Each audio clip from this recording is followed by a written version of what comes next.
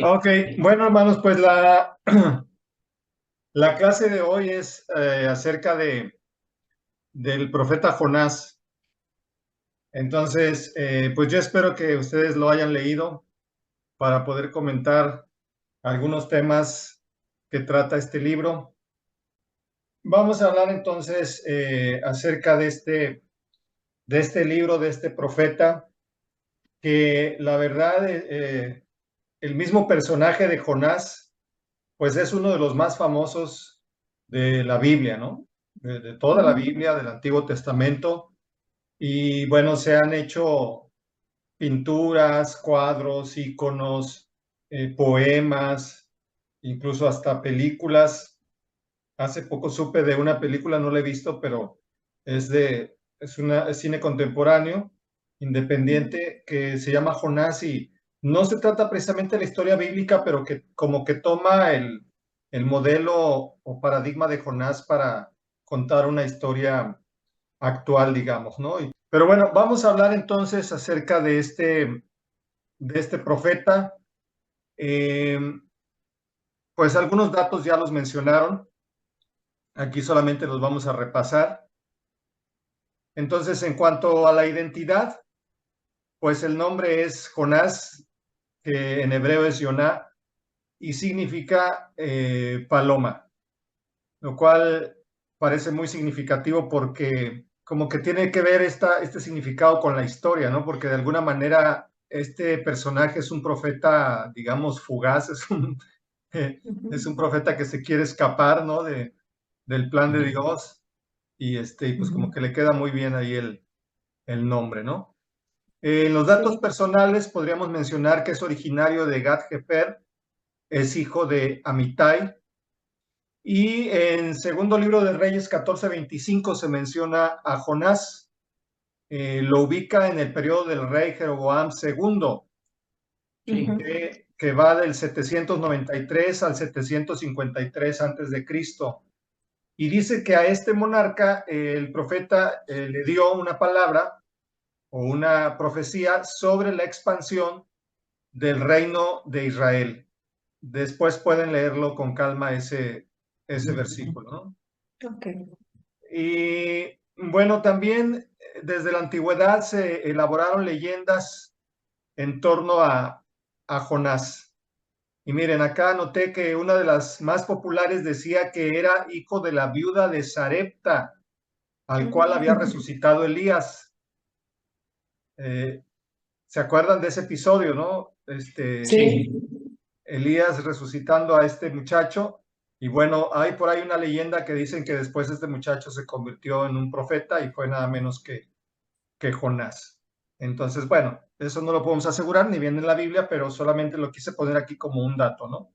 De que Sí. existen muchas leyendas en torno a este personaje y eso ya nos deja ver cómo desde la antigüedad siempre ha sido una figura muy singular o especial, Sí. este profeta. Bien, una pregunta también que surge al acercarnos a este libro es, pues, determinar si se trata de una historia o es una parábola. ¿Ok? Entonces vamos a decir que son esas dos posturas. Hay quienes se van por considerar que se trata de una historia real, que estamos ante un relato histórico, y para ello pues se basan en referencias bíblicas del Antiguo Testamento, como esta que ya mencioné de Segunda Reyes 14, pero también del Nuevo Testamento, como la de Mateo 12, 39 al 41, en donde Jesús justamente cita a Jonás cuando le piden una señal. El Señor dice que les va a dar, la única señal que les puede dar es la de Jonás. La de Jonas. Sí, que así como el profeta estuvo en el vientre del pez 3 días y 3 noches, el Hijo del Hombre estará en el sepulcro, ¿no? También Sí. ese mismo tiempo. Entonces, ahí hay una referencia a Jonás. Y también hay por ahí en los libros deuterocanónicos, en Tobías 14:4, hay también una referencia. Eh, Después lo pueden leer. Sin embargo, algunas versiones le atribuyen esta profecía no a Jonás, sino a Nahum. O sea, en algunas versiones de la Biblia dice Nahum y en otras dice Jonás. Entonces, pero bueno, Ok. algunos piensan que ahí esas, por lo menos esas referencias son razón suficiente, piensan para considerar que sí se trata de un evento histórico. Pero Sí. hay que también decir que la mayoría, de hecho, de los académicos se van más por la línea de que se debe tomar como una parábola, ¿ok? Porque para empezar mencionan que tiene algunos problemas históricos, ¿no? Si se tomara como una historia, dicen hay algunos problemas. Uno de ellos es que Nínive en ese entonces no era capital de Asiria. Se le pinta como una gran ciudad en donde había un rey, etcétera. Entonces, pero en ese entonces todavía Nínive no era capital de Asiria, lo será mucho tiempo después. Ok. Entonces, unos 50 años después más o menos es cuando ya Nínive se va a convertir en capital, pero en ese entonces no era la ciudad que pinta ahí el relato. Otro dato también ahí interesante es que no había rey en Nínive en esa época. El rey asirio tenía su capital en otra ciudad, entonces no había en Nínive un rey, como se menciona también en el libro. Entonces, también se menciona que se puede leer también en la narración, pues algunos elementos que se podrían considerar como ficciones literarias. Uno es, pues, el gran pez y Jonás, el hecho de que Jonás va a dar al vientre del gran pez y que puede salir ileso, etcétera. Otro dato es el arrepentimiento total de los ninivitas, cuando dice que todos, ¿no? Se ponen Ajá. en ayuno y hasta los animales, ¿no? Y todos se Los bebés, arrepienten, ¿no? hasta los bebés también, y desde el Ajá. más pequeño hasta el mayor y hasta el rey, y todo el mundo se arrepiente. Sí. Entonces también ahí se puede ver, o algunos lo consideran tal vez como un recurso literario. Y, por ejemplo, también la calabacera, ¿no? Que en otras versiones, aquí estaba yo checando en la Dios habla hoy, no dice calabacera, dice mata de ricino. Entonces, bueno, el caso es que hay una rama o un arbolito, ¿no? Que nace y según el Sí. relato, pues nace en unos cuantos días y después aparece un gusano y la seca y todo eso. Entonces, algunos ven que esto pues habla más como de recursos literarios para darle fuerza, viveza Mm, a la historia, ¿no? Sin embargo, aclaran, ¿verdad? Hoy estaba leyendo un comentario de Justo González sobre Jonás, y pues aun cuando se van por esta línea de que es una parábola, dicen no confundir y no pensar que porque es parábola es falso, ¿no? Porque tal vez acá en el ala muy conservadora, que lo toma como historia, diría, entonces si es una parábola, entonces es falso. No, no, no, no es falso, es que simplemente podría ser otra manera de narrarlo, ¿no? Es como Jesús cuando contaba sus parábolas, ¿no? No sabemos si fueron eventos reales o eran simplemente ujú. historias que él estaba creando, ¿no? En ese momento. Por ejemplo, pensemos en el buen samaritano. No sabemos si sucedió realmente, si fue un caso, un episodio que pasó tal como lo contó Jesús, o es algo que él está creativamente inventando, ¿no? Digamos, una historia que está desarrollando. Eh, la parábola del hijo pródigo también, ¿no? O sea, no, y decía este autor Justo González, pues que sería, digamos, estaría de más pretender ir a la parábola del hijo pródigo, investigar dónde era esa tierra lejana, dónde fue a parar él, a ver si hay todavía restos del corral donde estaban los marranos y cosas así. O sea, como quererse meter a esos datos para ver si es verdadera la parábola del hijo pródigo. Y dice, pues no hace falta eso, ¿no? ¿Por qué? Porque lo que le da valor a esa historia es el significado, ¿no? Lo que se cuenta. Entonces, en esa lógica, pues muchos académicos, de hecho la mayoría dicen, pues hay que tomarlo más como una parábola, pero aún así tiene mucho, mucho significado, ¿no? Tiene muchas enseñanzas. Entonces, bueno, ese es un punto de vista, ¿no? No sé si tengan hasta aquí alguna duda, algún comentario. Sí, un comentario. Hace algunos años, platicando con el pastor Fernando, él me comentaba que se había encontrado, bueno, que habían encontrado a un hombre que había estado vivo en el vientre de una ballena. Entonces, él lo comentó y estaba muy sorprendido. Y me dice, ve hermana, entonces tal vez la historia de Jonás no era del todo falsa, ¿no? A lo mejor fue real. Y pues nos quedamos muy admirados los dos porque pues parece imposible, ¿no? Pero él me decía que escuchó una noticia y todo, y no sé cómo dieron con este hombre, no sé si la ballena, o sea, no sé qué pasó, si sacó algo y que salió el hombre, y era algo que a Fernando le sorprendió mucho, y bueno, a mí también, y ahorita me acordé de este comentario. Sí, gracias. Bueno, algo, Sí. algo de lo que sí podemos estar seguros es de que Jonás, pues sí fue real, en el caso de también ser llamado, puesto que en el libro de Reyes, en Segundo de Reyes, habla precisamente de la intervención de Jonás. Entonces, pues independientemente de las posturas, ¿no? O de si es una historia real o una parábola, pues yo creo que sí sucedió algo en ese sentido. Y tal vez en este caso podríamos decir que es como un relato histórico en donde realmente Dios sí fue quien habló a través de Jonás, ¿no? Para este pueblo de Nínive. Tal vez por la historia o por la situación que se vivían entre ellos, en el sentido de que todo el pueblo de Nínive era quien causaba daño, o en este caso se robaban las siembras del pueblo de Israel, ¿no? Entonces, esa era posiblemente una controversia en relación a la situación de Jonás, del por qué Dios le enviaba a ese lugar cuando realmente esa gente tal vez no merecía ni la misericordia de Dios. Sí, muy, muy duro pensarlo así, ¿verdad? Verlo desde ese punto de vista.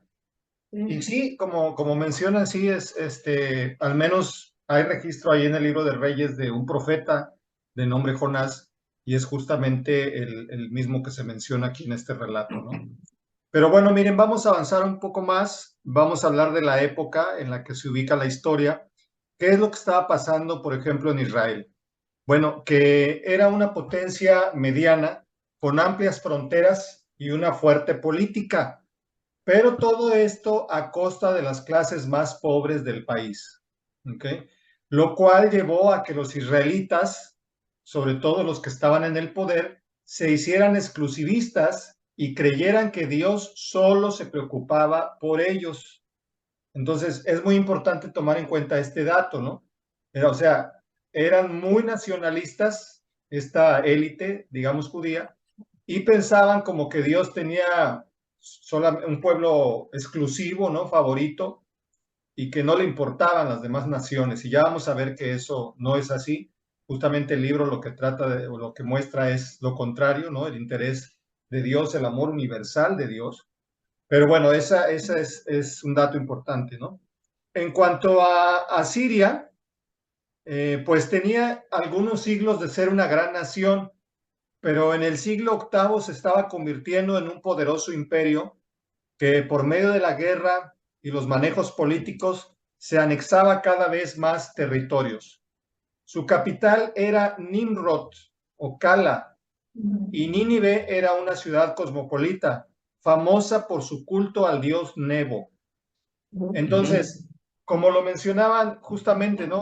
Era si lo vemos desde el punto de vista religioso, pues era una nación antagónica, ¿no? Representaba todo lo contrario de Israel, ¿no?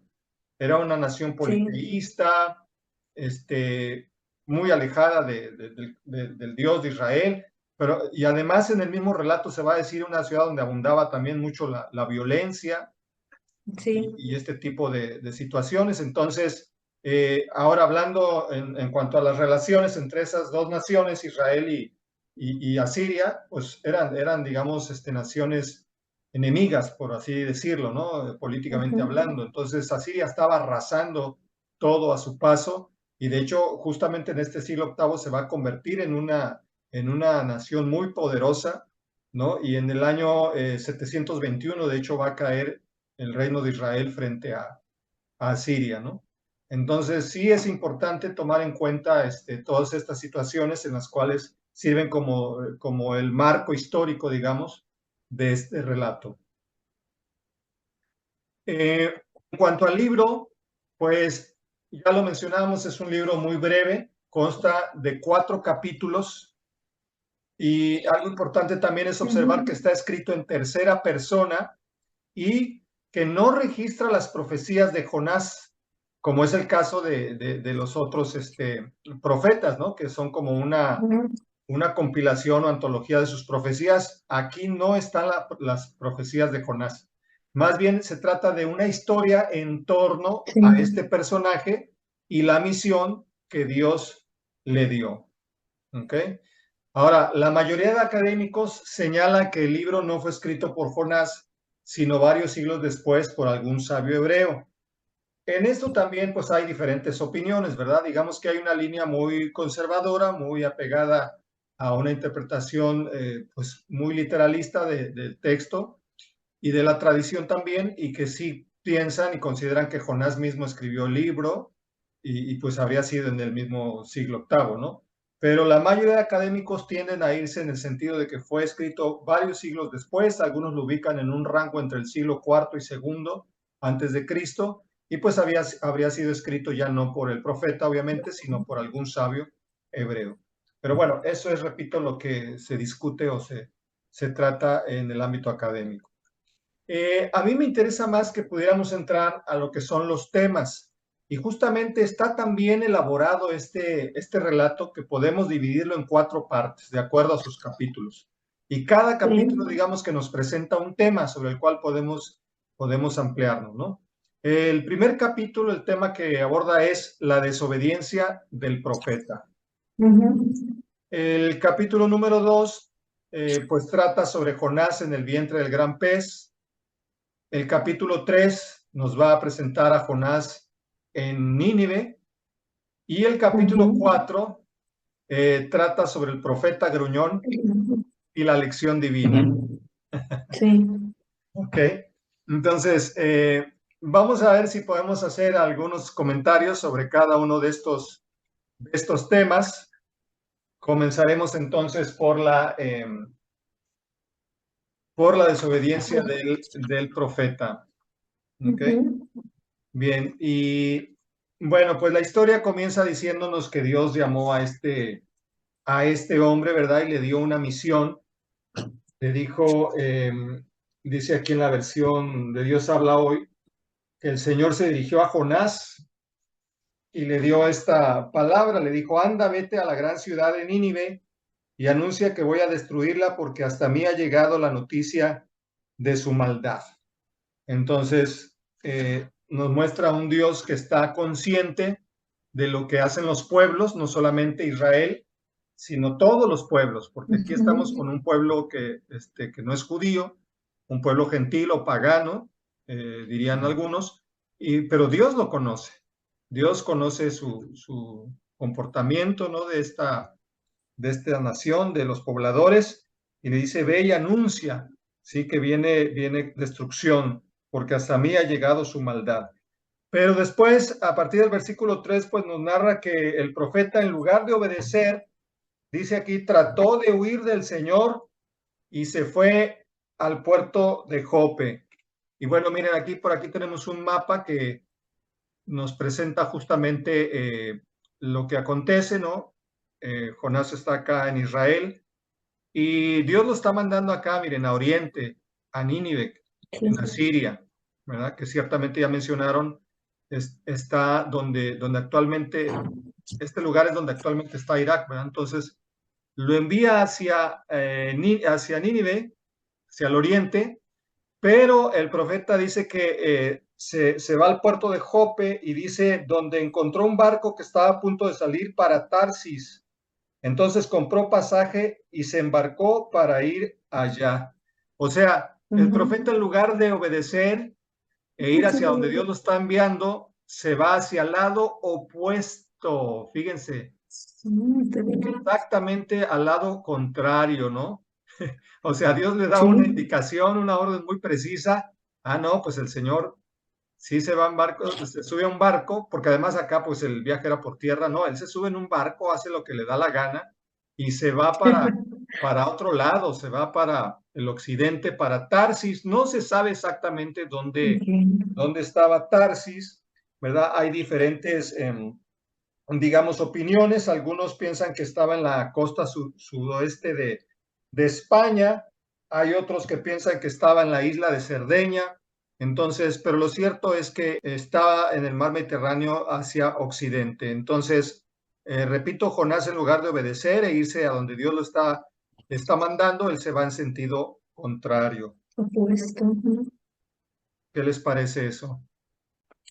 Yo creo que, bueno, yo de lo que he podido escuchar acerca de la actitud que tuvo Jonás al tomar una decisión de no hacerle caso a Dios o obedecerle a Dios en relación al mandato de ir a Nínive y irse a Tarsis, fue precisamente por la situación que estaban viviendo, ya que los ninivitas pues saqueaban sus cosechas, se llevaban a sus hijas, o sea, y tal vez era como una situación tal vez una excusa ilógica, ¿no? O de rebeldía prácticamente, de no hacerle caso a Dios. Y el por qué llevarle un mensaje o pregonar algo contra aquella nación, pues, cuando mejor Dios podría destruirla, ¿no? Sin tanto problema, ¿no? Sí, es También, tremendo. Adelante, hermano. también puede ser de alguna forma que Jonás puede representar de alguna forma a Israel. En un momento Israel no quería la bendición para él, y pensaba que eran los únicos y no querían llevarla hacia afuera. Entonces, de esta manera, Dios les hace ver que para él son importantes todos los pueblos.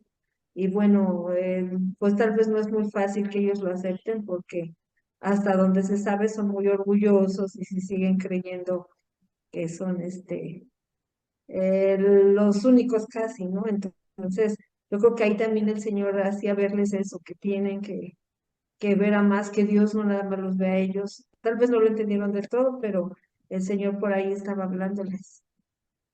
Sí, exacto. Entonces, tenemos esa situación que, por un lado, plantea ciertamente la, la posición de Israel frente a las naciones, ¿no? De sentirse el pueblo escogido y Dios se ocupa solamente de nosotros.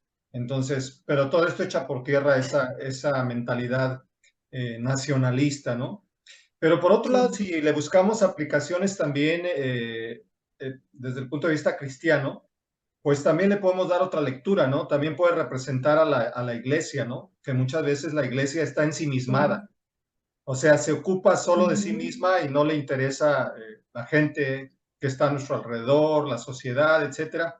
Entonces, Dios dice, vayan y lleven el evangelio, ¿no? Vayan y sean luz en la tierra, en el mundo, y la iglesia se encierra en sí misma, ¿no? Se ocupa solamente de sus actividades, de sus programas, de cuidar su sana doctrina, etcétera, pero no se proyecta hacia afuera, ¿no? Tiene solamente una actividad concéntrica, ensimismada, pero no sale al mundo a hacer esa luz que Jesús mismo nos dijo, ¿no? Que íbamos a ser la luz del mundo y la sal de la tierra. Entonces, puede también representar a la iglesia, ¿no? Sí, también estoy de acuerdo. O en dado caso a una sola persona, ¿no? Porque a fin de cuentas, pues el llamado de Dios es de una manera particular, pero a veces uno recibe un llamado de parte de Dios y lo que menos quiere es hacerlo, no porque tenga capacidad o no pueda hacerlo, sino más bien porque no es de su agrado. Muchas veces ¿Por qué no lo que a qué? veces Dios le pide de su agrado. Muchas veces cuando Dios nos llama a una persona particular para hacer algo, a veces la persona no está de acuerdo con la forma o las cosas que Dios quiere hacer. Y a veces las personas, por ser orgullosas, toman mejor una dirección distinta a lo que muchas veces Dios desea que hagamos. Entonces, yo creo que eso también es parte de la enseñanza que podemos sacar. Sí, es cierto. Sí. Muy buena aplicación. O sea, como que ahí en ese tiempo en que se escribe el libro se aplica a Israel, pero también nosotros como cristianos lo podemos aplicar tanto a la iglesia como a nuestras propias vidas, ¿verdad? de no vivir también solo pensando o ocupados de nosotros mismos, sino también pues salir y llevar una vida de cara también hacia los demás, de ayuda, de misericordia, de compasión, etcétera, ¿no? Entonces, bueno, esos elementos ya van a surgir más adelante en la narración, pero sí es muy buena esa observación. Leí que para el siglo XII antes de Cristo, como era una ruta comercial muy importante ir de Asia hacia Europa por todo el Mediterráneo, se cree que sí estaba desarrollada esa ruta y que sí es probable, si se refiere a ese Tarsis, que sí hubiera podido viajar el profeta tanto. Ok, buen dato. Sí, todas esas eran rutas comerciales, ¿no? Ujú. Y yo creo que ahí sí tenemos de fondo todos esos datos, esas ciudades, lugares estratégicos y todo, que en aquella época ya, estamos hablando de tiempos muy, muy antiguos, sin embargo ya eran ciudades ahí importantes para el comercio, la navegación, el transporte de mercancías y demás, ¿no? Entonces, pues como que el profeta mismo tendría ya experiencia también en viajes, ¿no? En andar ahí navegando y bueno, pues justamente así nos lo presenta este relato. Bueno, vamos a hablar ahora de este otro tema que se presenta ya en el capítulo número 2. Perdón, también ahí mismo, ya desde el capítulo 1, también tenemos el tema de Jonás y el gran pez. Pero, ¿qué sucede? Bueno, conocemos ya el relato, ¿no? O parto de la idea de que ya hemos leído el libro. Y bueno, pues ya, para no alargarme mucho, sabemos que en el barco, pues viene una tempestad muy grande en alta mar y el barco está a punto de hundirse y bueno, pues están muy asustados ahí los marineros, están echando suertes entre ellos para ver por culpa de quién es que se están hundiendo. Y fíjense qué curioso, ¿no? Porque dice que la suerte cayó sobre Jonás, o sea, como Dios guiando todo, ¿no? Aún la suerte. Sí. Y evidencia, ¿no? Descubre que es Jonás el culpable. Y mientras tanto, ¿qué dice el relato? Mientras aquellos estaban ahí tratando de controlar la embarcación y todo porque se hundían, ¿qué nos dice de Jonás? ¿Qué estaba haciendo mientras? ¿Estaba predicando o estaba orando? ¿Qué estaba haciendo? No, estaba dormido.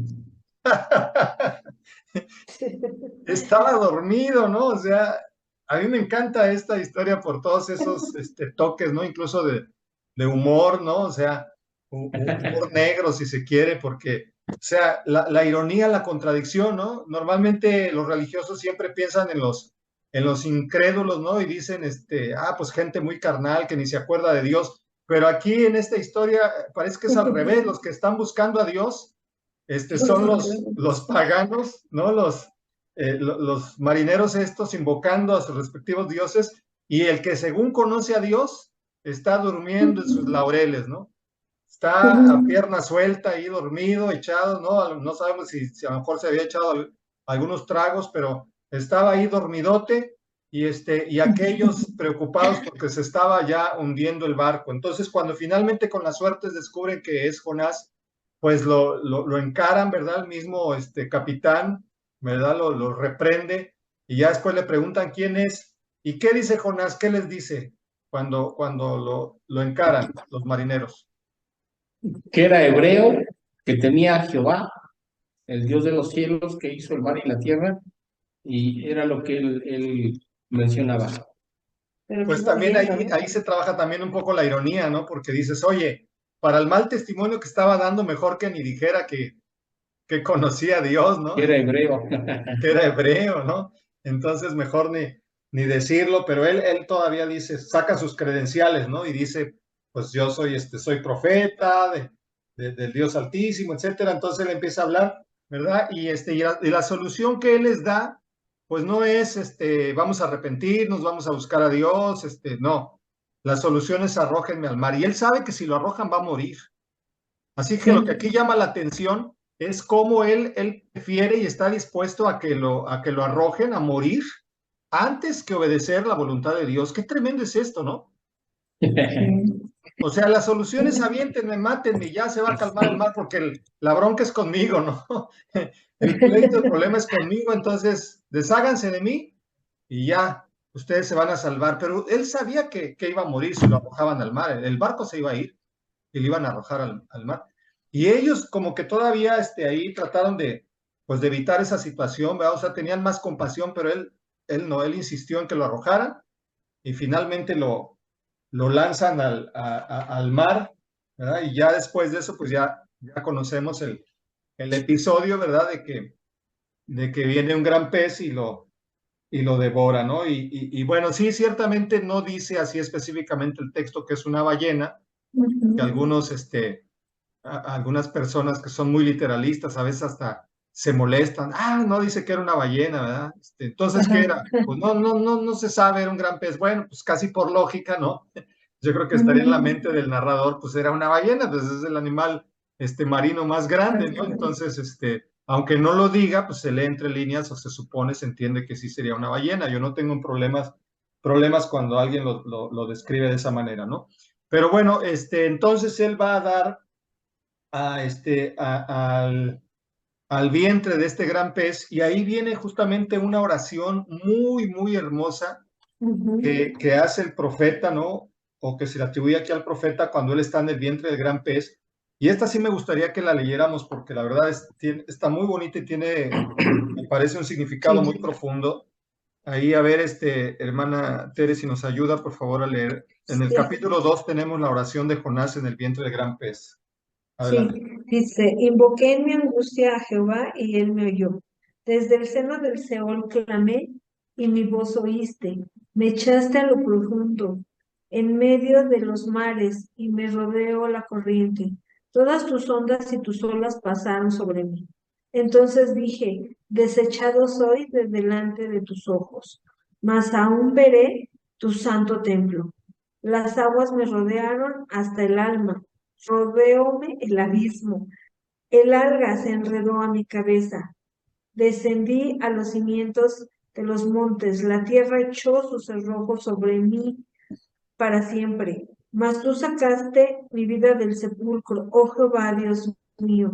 Cuando mi alma desfallecía en mí, me acordé de Jehová, y mi oración llegó hasta ti en tu santo templo. Los que siguen vanidades ilusorias, su misericordia abandonan.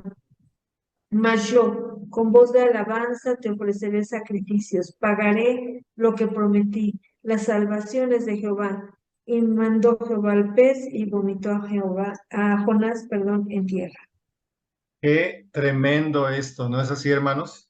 Sí. Qué oración tan bonita, tan profunda, pues tan sublime, ¿no? ¿Qué les parece? Pues algo tremendo. Tal vez yo tenga aquí otra ¿Otra versión? forma de considerar esta parte, porque en ningún momento la oración de Jonás menciona, ¿verdad?, que estuvo dentro de un pez. Más bien, nada más menciona más bien yo considero que él estuvo a la deriva en el mar durante ese tiempo y pues no fue tan agradable la situación hasta el punto, ¿no?, en donde él empezó a clamar a Dios en la deriva del mar y a fin de cuentas el mismo mar lo vomitó, lo echó a tierra, ¿no? Ok, interesante su comentario. Fíjese que yo también tengo, digamos, mi propia versión. Digamos que es tan rica, tan polisémica esta historia, ¿no? Tiene tantos significados que se pueden sacar.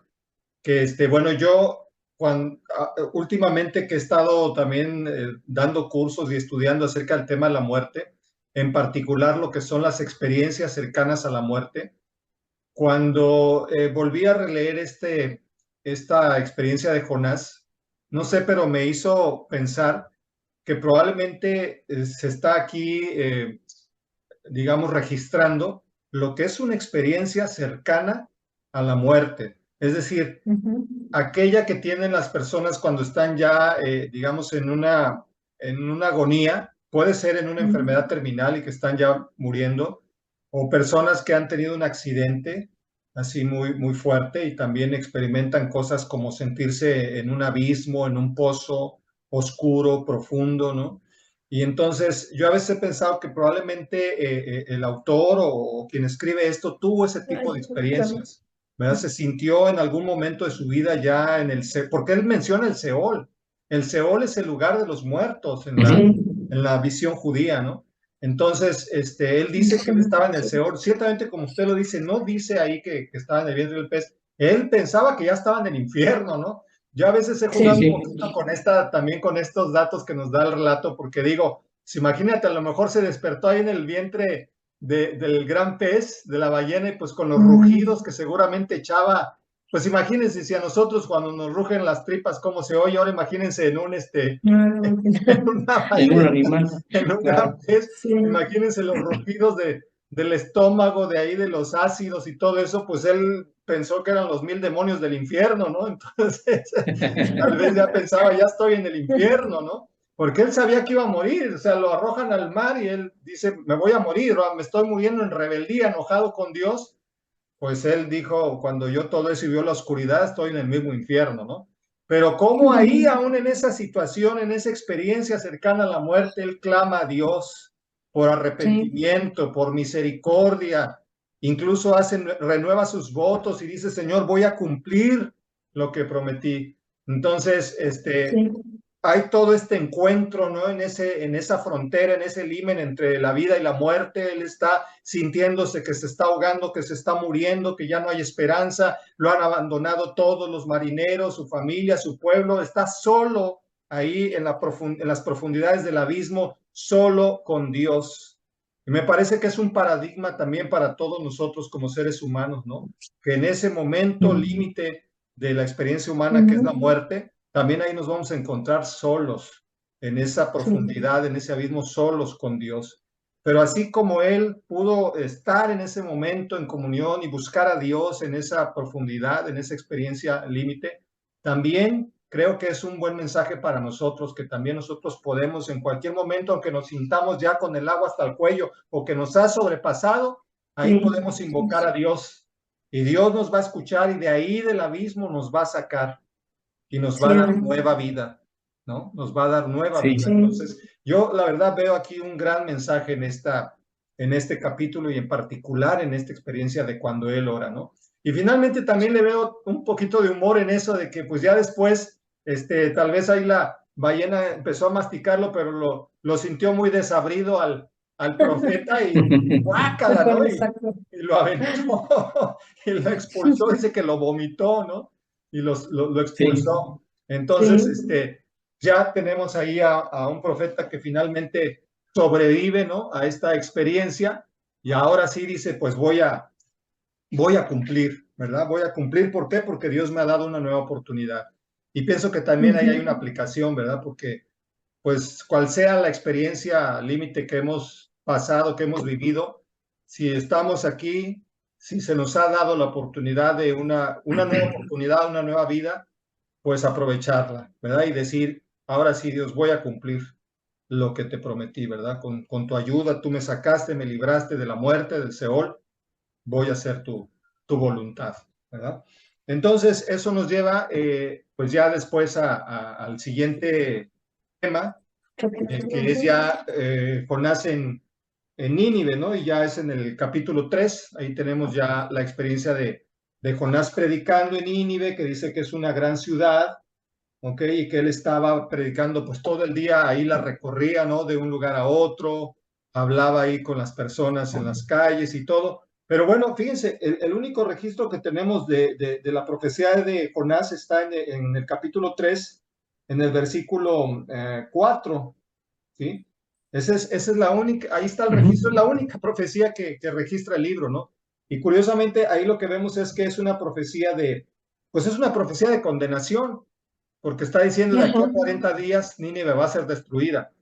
Obviamente, leyendo entre líneas, queremos entender que pues también les habría hablado de la esperanza, ¿no? De que si se arrepentía, pues Dios los iba a perdonar, aunque a él no le gustaba mucho eso, ¿no? Entonces, pero ¿por qué? Porque pues él decía, son nuestros enemigos y sí, Dios los va a destruir, ¿no? Entonces, ya hemos hablado cuál fue la reacción de de los ninivitas ante este mensaje tan tremendo, tan poderoso, pues que dice que se convoca, ¿verdad?, a un ayuno, a un arrepentimiento general, todos, desde el rey hasta el más pequeño, el que está en brazos, todos en ayuno, todos en cilicio, ¿no?, que era una manera de ponerse ahí, pues un saco áspero, ¿no?, de sentirse ahí, sí. ponerse en humillación ante Dios, hasta los animales, dice que también ayunaron y se pusieron en silicio y todo. Y bueno, todo esto es como una señal, una muestra del arrepentimiento, ¿verdad? Que es algo verdaderamente extraordinario, porque esto no se había visto, creo que ni en Israel, de que se arrepintiera así todo el pueblo, ¿no? Todo un pueblo. Y aquí lo estamos viendo entre los gentiles, ¿no? Entre los paganos, digamos, que todos se están arrepintiendo. Entonces, aun cuando algunos estudiosos tal vez piensen que se está usando un poquito aquí la exageración y todo, pero yo creo que la idea que está detrás de ese dato, ¿verdad? De esa narración es de que aún entre los gentiles muchas veces puede haber una respuesta más, digamos, mayor que la que se puede dar entre las personas que se dicen religiosas, ¿no? O que dicen conocer a Dios. Porque acá los ninivitas, dice, se arrepienten todos, ¿verdad? Y entonces, justamente el capítulo 3 termina diciendo, Dios vio lo que hacía la gente de Nínive, cómo dejaba su mala conducta y decidió no hacerles el daño que les había anunciado. Y aquí entramos también a un punto muy importante que muchas personas no entienden, porque algunos piensan que las profecías es como que simplemente es una declaración determinista, es decir, que las profecías están anunciando algo que va a suceder, ¿sí? Irremediablemente, que son cosas que van a acontecer y que no hay otra alternativa o otra escapatoria, pero aquí estamos viendo que aun cuando el profeta anunció que iba a haber destrucción, no fue así. Dios no destruyó a Nínive. ¿Por qué?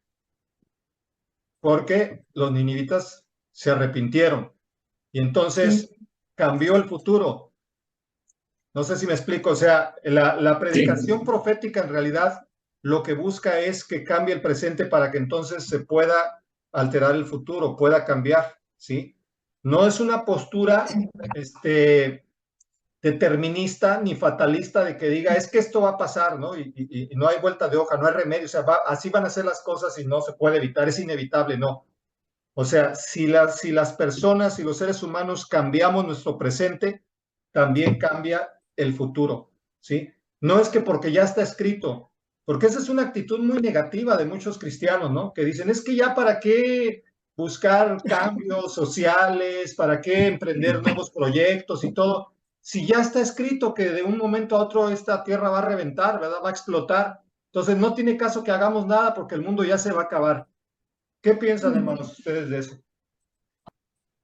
Yo creo que siempre hay Dios, a pesar de que ve y conoce el corazón del hombre, siempre su intención de Dios es el que la persona pueda arrepentirse y volver sus ojos a Dios.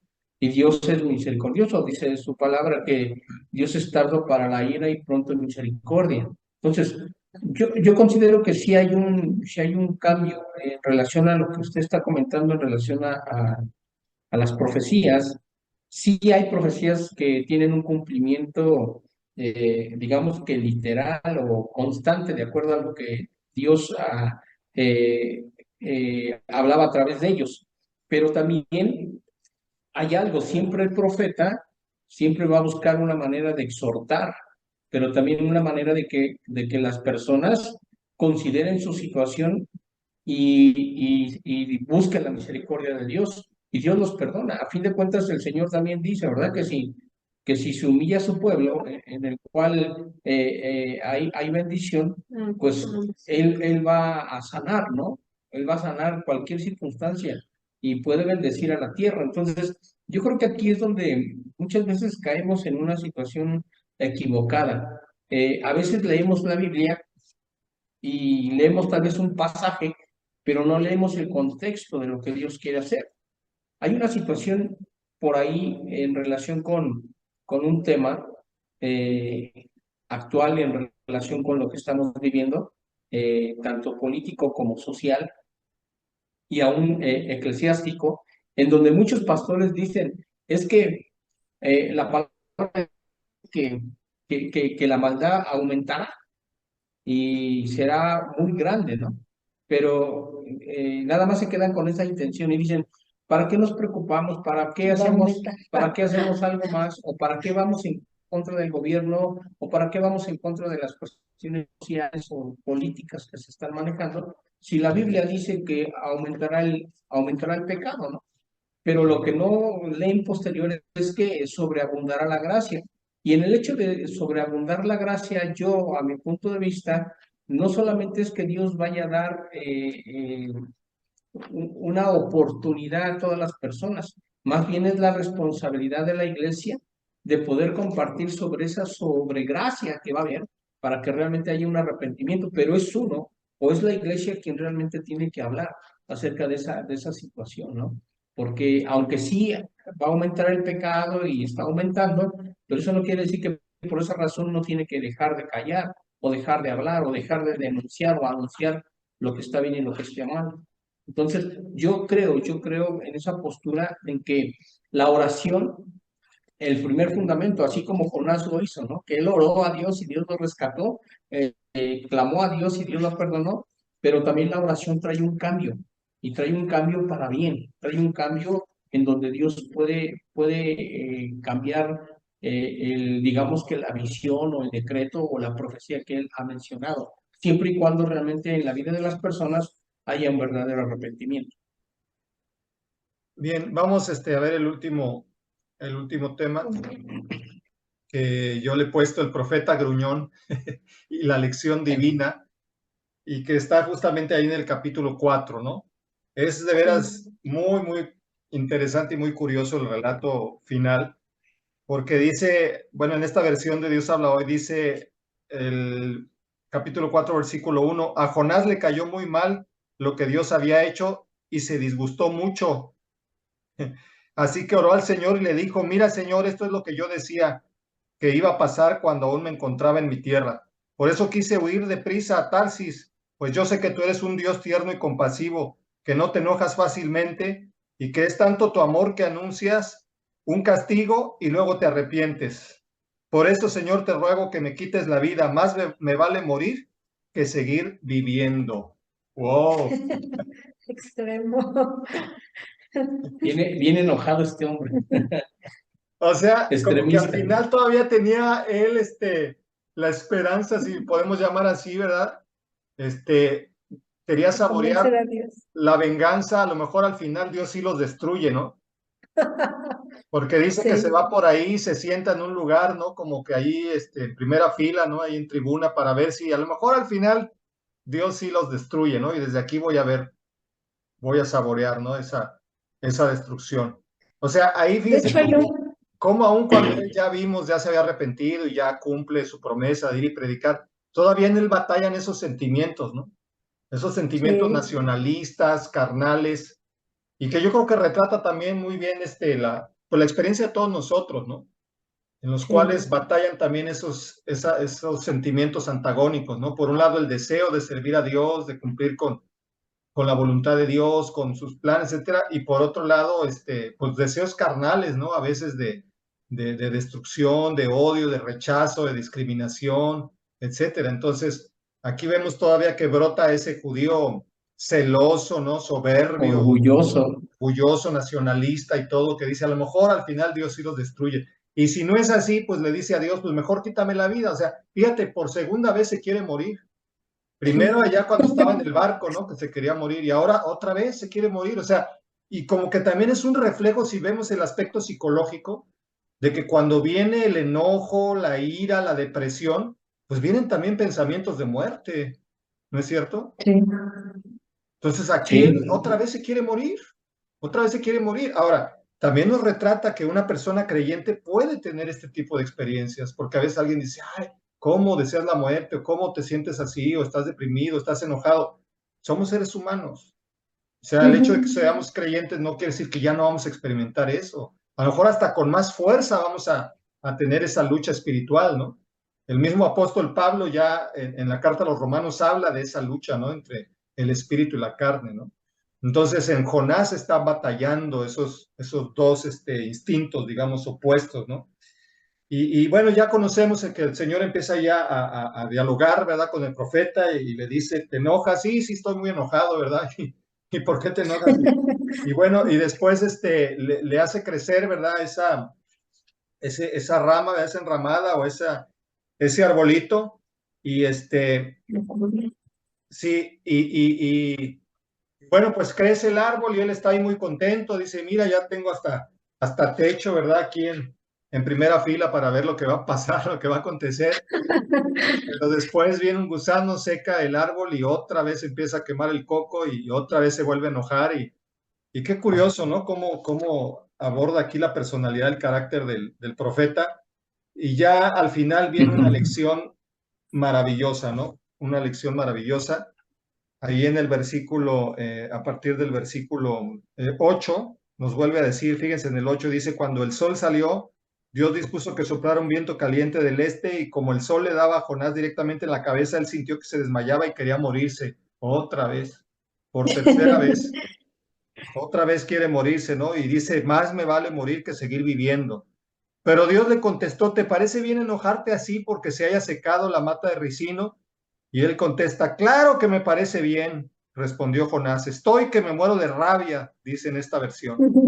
Entonces el Señor le dijo, y aquí viene esta lección tan maravillosa, tú no sembraste la mata de ricino, ni la hiciste crecer, en una noche nació y a la otra se murió.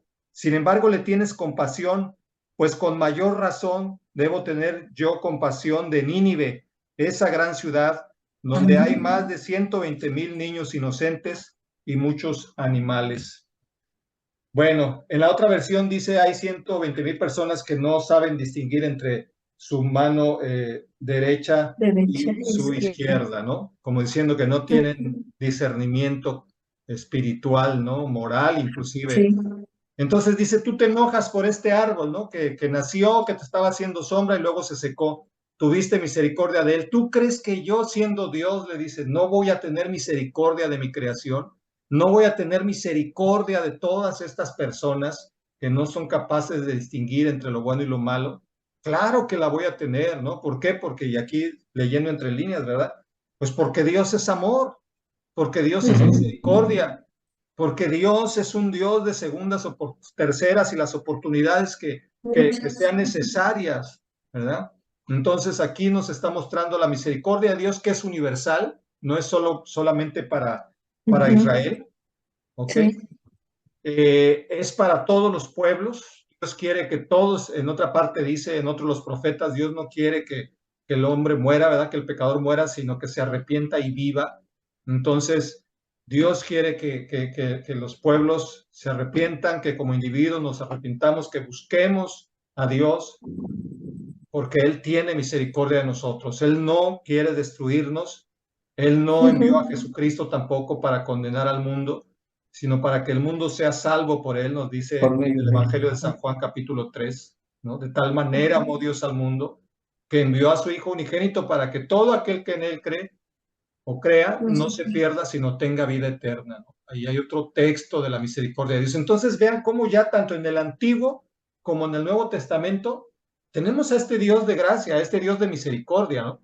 Los hombres son los que se enojan, los hombres son los que quieren destruir otras naciones, otros pueblos, a los que profesan otra religión, otros credos, lo que sea. Esa es la carnalidad del hombre, pero esa no es la mente ni es el corazón de Dios.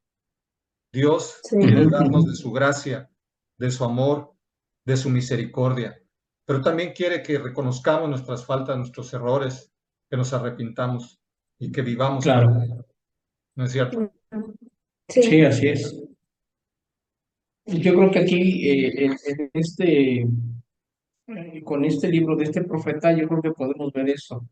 La gracia de Dios sobre toda su creación. O sea, no solamente la situación de haber escogido un pueblo o una nación, sino que realmente Dios desea, como al principio, que seamos embajadores, que seamos los representantes de Dios y que demos a conocer el nombre de Dios, el nombre del Eterno, por su misericordia, por su bondad, por su amor, y más que nada para que las personas se arrepientan, ¿no?